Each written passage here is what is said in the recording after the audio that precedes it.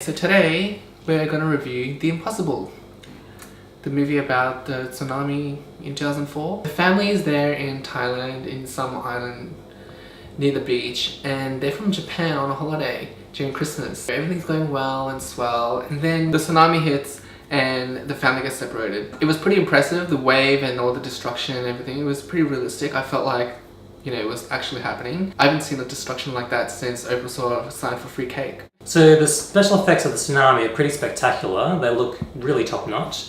Naomi Watts, she's swept downstream. She's banging into all of the debris underneath the water. She ends up battered and bruised like one of Chris Brown's ex-girlfriends. Eventually, she manages to meet up with her oldest son, and the two of them, they cling together and they go seek shelter up a tree. So Naomi had hurt her leg and they were up in a tree.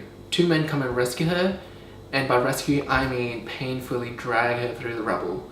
They had probably caused more damage than the tsunami wave actually did to her. You call that help? So they reach the village, and one of the people gives Naomi a top to wear because she's showing a bit of nip, and you know, he wants to see that disgusting thing. And then they load her onto the back of you to take her straight to the hospital.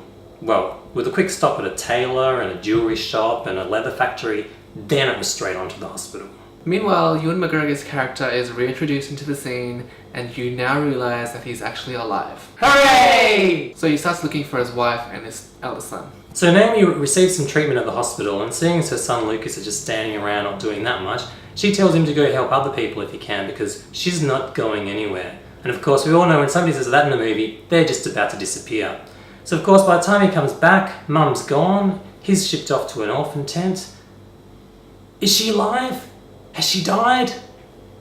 Yeah, we all know she's alive. I mean, she was sitting next to Naomi Watts on The View. So the father decides to go and look for his wife and his eldest son, leaving his two kids with some randoms.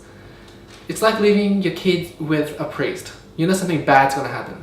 Yeah, I mean, is the guy crazy or what? You've been separated from your wife and eldest son, who you presume are dead. You've got your two young children who they're your last remaining family members. Wouldn't you want to keep them with you rather than sending them off with strangers to some place you don't even know? Oh, wait a minute, let me think about it.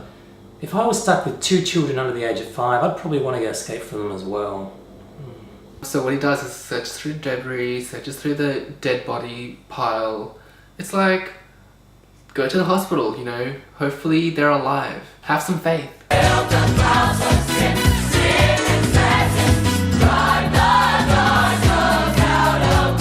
So eventually, because they do like to stretch these things out, the family are reunited, but there's still one last challenge.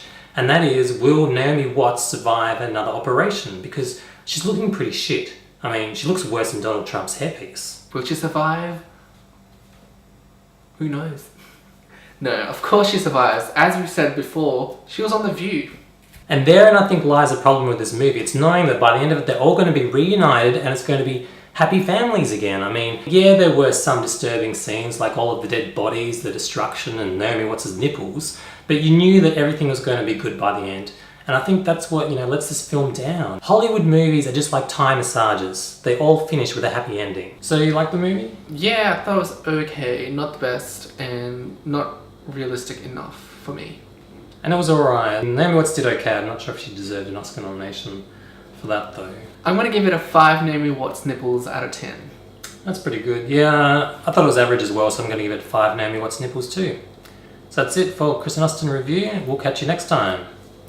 Don't forget to comment and subscribe if you like and want to see more videos. So there was a scene in the hospital where Naomi Watts is coughing out this black thing, and she pulls it out like this. And it's horrible. It's so gross. Anyways, you can cut that out. Is anyone else thinking that he just described Naomi Watts going down on a big black cock?